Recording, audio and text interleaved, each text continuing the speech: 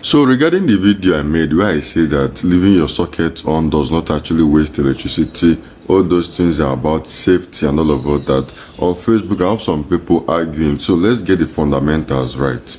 Let's start with Ohm's law. Ohm's law simply states that the current flowing in a closed circuit is directly proportional to the voltage, provided that the resistance, temperature and other physical properties remains constant. So I will use this for an example to demonstrate. This is just a cable that has a plug at this point. So if I plug this to a socket that has power, and you can see at the end the live and neutral cable is open, voltage will be present on this cable, but the current will not be flowing because the point between these two cables, you see that they are open.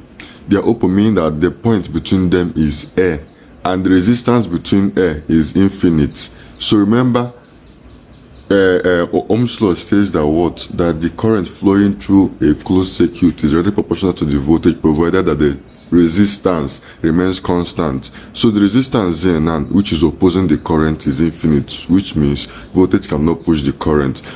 So let's get the basics right. We have current, voltage and resistance. Current is the electricity itself, right? The flow of electron, the flow of electricity.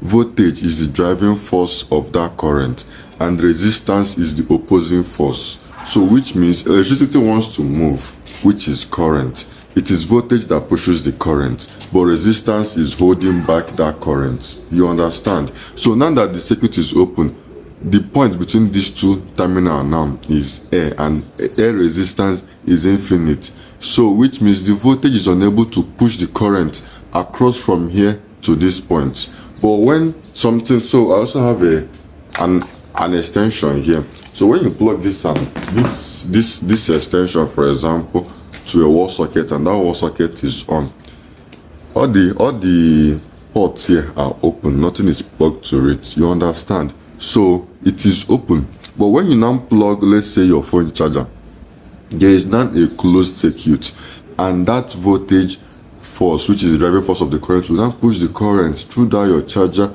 back to the second terminal. And while it is doing that, there's also a resistance opposing the